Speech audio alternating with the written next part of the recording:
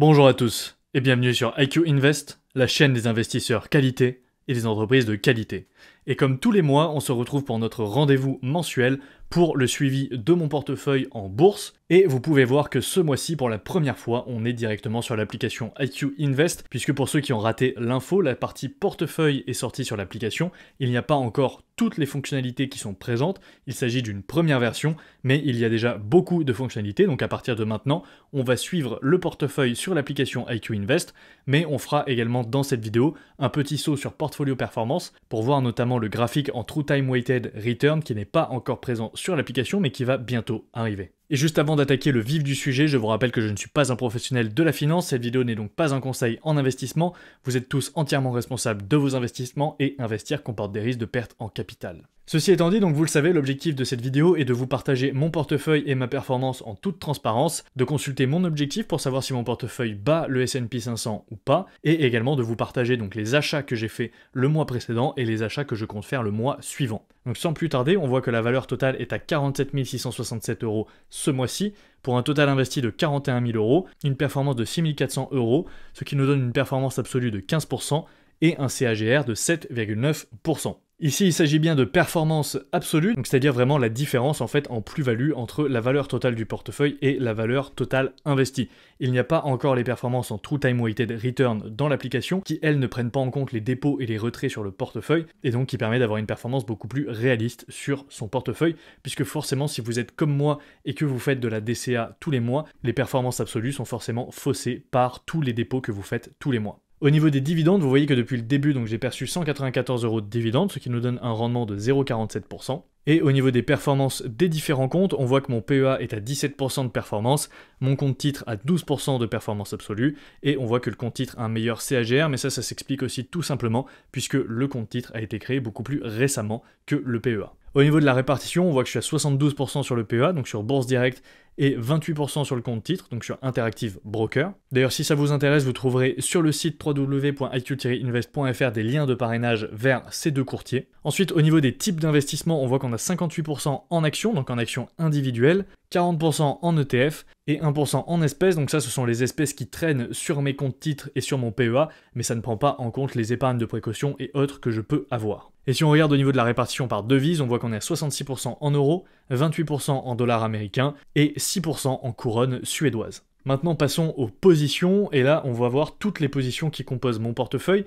On voit qu'on a 41% l'ETF BNP Paribas avec 19 000 € investis. Donc cet ETF, il traque le S&P 500 et c'est mon seul ETF aujourd'hui. Vous le savez, le mois dernier, le sujet de la vidéo c'était à ce propos. J'ai vendu mon MSCI World et j'ai réalloué tout le capital dans le S&P 500 qui représente aujourd'hui le socle, la base de mon portefeuille et que je vais probablement garder autour des 40 voire 50%. Je vais essayer de l'ajuster de cette manière au fur et à mesure. Ensuite, au niveau des plus grosses positions, on a Evolution AB. Evolution AB qui a été mon achat du mois de juin justement, donc j'ai renforcé Evolution AB. Si on va voir juste ici au niveau du portefeuille et des transactions, on voit que Evolution AB, donc je l'ai acheté le 10 juin et j'ai racheté 16 actions pour un PRU de 1100 couronnes suédoises. Maintenant, si on repasse sur les positions, donc Evolution AB, ensuite on a Mastercard, ASML, LVMH, Apple, Visa, Hermès, L'Oréal, Microsoft, S&P Global, Intuit, Alphabet, Deutsche Börse, MSCI et Dassault Systèmes. Au niveau de la répartition par pays, on voit qu'on a 48% aux États-Unis,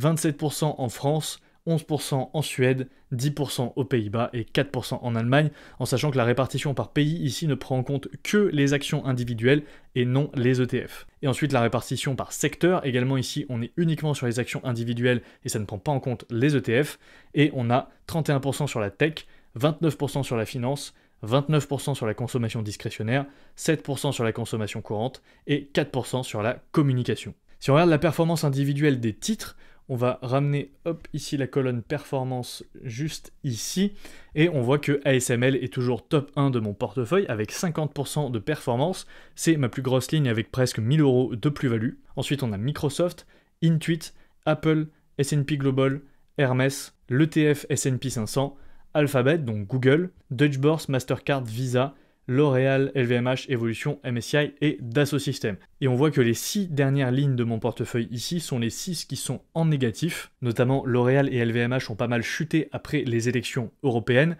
et l'annonce des élections législatives et de la dissolution de l'Assemblée nationale. À l'heure où j'enregistre cette vidéo, on est le 2 juillet, on est juste après le premier tour des élections législatives. De mémoire, je crois que le CAC 40 a légèrement augmenté à la suite de l'annonce des résultats du premier tour, mais on n'est pas à l'abri d'une autre baisse sur le CAC 40 à la suite du second tour, donc qui aura lieu le 7 juillet, donc d'ailleurs le jour où va sortir cette vidéo pour vous. Et on voit également que Dassault Systèmes se fait toujours découper avec moins 20%, et ensuite on a MSCI et Evolution AB qui sont également dans le négatif. Evolution AB que je continue de renforcer, qui a un prix toujours très attractif, mais qui malheureusement continue de baisser. Ensuite également, vous pouvez voir que je n'ai pas vendu Dassault Systèmes et Deutsche Börse, comme je l'avais dit dans ma dernière vidéo, pour une simple et bonne raison, c'est que j'ai revu légèrement ma thèse d'investissement et je vais vous expliquer pourquoi. Je me suis dit que si je commençais à vendre des positions de mon portefeuille, c'était la porte ouverte au grand n'importe quoi et il fallait vraiment que je cadre les choses, puisque vous le savez, la rotation, c'est ce qui fait le plus de mal à un portefeuille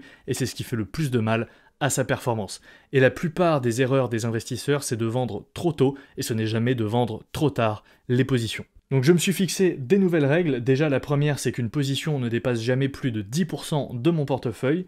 Ensuite, mon portefeuille ne doit pas dépasser 20 lignes. Donc là, actuellement, vous voyez qu'on est à 16 lignes, donc c'est-à-dire 15 actions si on ne compte pas le S&P 500, donc j'ai encore 5 places possibles dans mon portefeuille, et je dois garder une position au minimum 1 an. Je vais peut-être même augmenter cette limite à 2 ans, et je vais considérer certaines positions de mon portefeuille comme des positions mortes, que je ne vais pas renforcer. C'est notamment le cas de Deutsche Börse, de Dassault Systèmes, de L'Oréal également, et aussi de S&P Global et de Intuit. Ce sont des actions que je ne compte pas renforcer à l'avenir pour plusieurs raisons, mais je ne vais pas non plus les vendre. En tout cas, je vais me forcer de vraiment avoir un minimum de 1 an à 2 ans de détention avant de prendre une décision de vente. Et maintenant, pour terminer cette partie portefeuille sur l'application IQ Invest, on voit ici sur la partie dividende qu'au mois de juin, j'ai touché donc 10,04 € de dividendes. Donc c'est assez faible par rapport au mois d'avril et de mai. Mais au mois d'avril et de mai, on avait eu des gros versements, notamment LVMH, L'Oréal et Hermès. Et c'est de toute façon beaucoup plus que l'année 2023. Vous voyez l'année 2023 avec le mois de décembre qui était à 14,43 €. Donc le mois de 2024, on bat vraiment tous les records au niveau des dividendes concernant mon portefeuille. Puisqu'on le voit ici, en 2023, j'avais fait 18,64 € en dividendes, et sur l'année 2024, on est déjà à 164,71 €, en sachant que moi je m'étais fixé un objectif brut de dividendes de plus de 100 € sur 2024, et on l'a largement dépassé, d'autant plus que le montant que vous voyez affiché ici est le montant net d'impôts et net de frais. Maintenant, on se retrouve rapidement sur l'application Portfolio Performance, pour voir les différents graphiques de performance en True Time Weighted Return. Donc comme je vous ai dit, c'est des fonctionnalités sur lesquelles je travaille également pour l'application IQ Invest. Et ici, on voit donc la performance globale du portefeuille, et on voit que donc dernièrement, mon portefeuille sous-performe le S&P 500, le Nasdaq, le World également. On le voit, le portefeuille au global a surperformé le S&P 500 fin 2023 et début 2024, mais depuis fin mars environ, le portefeuille a légèrement décroché et sous-performe le S&P 500 et le MSCI World, tout simplement puisqu'on a certaines valeurs qui sont à la traîne en termes de performance, notamment LVMH et Evolution AB, qui sont les deux plus grosses positions de mon portefeuille. Et ici, vu qu'on est sur la performance globale, il y a bien évidemment les ETF qui sont pris en compte, donc avant le MSCI World et le Emerging Market que j'avais en portefeuille, et maintenant donc le TF S&P 500 qui représente 40% de mon portefeuille. Maintenant, si on regarde la partie action globale et qu'on se met depuis le 17 novembre 2022, c'est-à-dire la date à laquelle j'ai fait mon premier achat en action, et vraiment ici c'est la performance qui nous intéresse de traquer. On voit que la partie action continue de surperformer le S&P 500, par contre on voit que à partir de fin mars également, le portefeuille commence à décrocher et le Nasdaq est repassé devant, alors qu'avant le portefeuille était au-dessus du Nasdaq également. Donc 2023 ça a été une année pendant laquelle le portefeuille a largement surperformé les marchés, et par contre c'est beaucoup plus compliqué en 2024, notamment parce que je n'ai pas Nvidia. Aujourd'hui les marchés sont vraiment portés par Nvidia, et j'ai des valeurs qui ne sont pas du tout en momentum comme LVMH ou Evolution AB. Et d'ailleurs, si ce sujet vous intéresse, c'est le sujet du dernier podcast du CAF Rentable que vous pouvez aller écouter, pendant lequel j'en parle beaucoup plus en détail. Et également, si on se met sur la partie PEA et qu'on se met depuis le 11 octobre 2022 et qu'on regarde un peu la performance du PEA, on voit que le PEA avait largement surperformé à la fois ma partie compte titre mais également les différents indices jusqu'en mai ici, mais par contre il est repassé en dessous à partir de mi-mai, et on voit que vraiment toujours depuis fin mars à peu près, mon portefeuille a décroché en termes de performance et ne suit plus le S&P 500.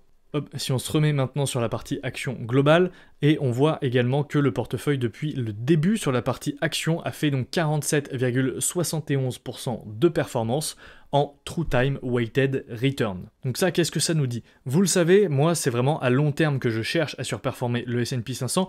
Pour le moment c'est le cas, même si ce début d'année est compliqué en termes de performance, mais ça ce n'est vraiment pas grave. Moi je pense que sur le long terme le portefeuille fera très très bien, et même si aujourd'hui les marchés sont tirés par Nvidia et que j'ai des actions qui ne sont pas dans le momentum, ça ne veut pas dire qu'elles ne vont pas se rattraper, et ça ne veut pas dire qu'elles ne vont pas performer à l'avenir. Donc ça va être important de suivre cette performance, et surtout c'est important de ne jamais paniquer si votre portefeuille ne fait pas forcément les performances espérées sur quelques mois, voire même une année. C'est tout à fait normal, et même les meilleurs investisseurs sous-performent le marché un tiers du temps. Et maintenant, donc on repasse sur l'application IQ Invest, et pour terminer, on va donc aller voir la watchlist, et on va voir quelle est l'action que je vais acheter le mois prochain. Donc vous voyez que l'action la plus intéressante de ma watchlist, c'est toujours Evolution AB. Ensuite, on a Fortinet, et ensuite LVMH. Donc je ne vais pas renforcer Evolution AB, ça c'est sûr, parce que je l'ai déjà suffisamment renforcée et elle est devenue la plus grosse position de mon portefeuille, donc je ne peux plus la renforcer au risque qu'elle devienne trop importante en termes de poids. Également, je ne peux pas renforcer LVMH aujourd'hui parce qu'elle est aussi beaucoup trop importante dans mon portefeuille, elle représente déjà quasiment 10% du poids de mon portefeuille sur la partie action. Par contre, LVMH, ce qui est sûr, c'est qu'elle est aujourd'hui à des niveaux de prix intéressants, autour des 700 €, et si elle venait à passer en dessous des 700 € après le deuxième tour des législatives, ça serait probablement un point d'entrée très intéressant pour celui qui cherche à se positionner sur LVMH et pour qui la société ne représente déjà pas trop de poids dans son portefeuille. Mais moi, ce n'est pas mon cas, je l'ai déjà beaucoup trop acheté, donc je ne vais pas pouvoir renforcer LVMH. Donc le mois prochain, en l'occurrence le mois de juillet, mon choix va être entre Fortinet et MSCI. Donc les deux analyses sont présentes sur la chaîne si ça vous intéresse. Ce sont deux sociétés qui sont aujourd'hui relativement sous-évaluées, surtout Fortinet qui a pas mal corrigé et qui a toujours des fondamentaux qui sont excellents, même si j'ai toujours un peu de mal à appréhender le secteur de la cybersécurité. J'ai fait pas mal de recherches sur Fortinet, je suis de plus en plus à l'aise sur cette action, il y a beaucoup de skin in the game, j'adore le fait que ce soit deux frères qui soient fondateurs et qui soient toujours à la tête de la société, donc je vais probablement acheter Fortinet au mois de juillet, rien n'est encore sûr, mais ce qui est sûr c'est que c'est le meilleur pick par rapport à ce que me dit ma watchlist et par rapport à son évaluation actuelle, elle est largement sous-évaluée. Et donc nous en avons terminé pour ce suivi de portefeuille. Dites-moi en commentaire quels sont les achats que vous avez fait au mois de juin et quels sont les achats que vous prévoyez au mois de juillet. Si ce n'est pas déjà fait, n'oubliez pas de vous abonner à la chaîne, d'aller me suivre sur Instagram @iq-invest.fr, allez suivre également le podcast Le CAF Rentable, et moi je vous dis à la prochaine pour une nouvelle vidéo. Ciao.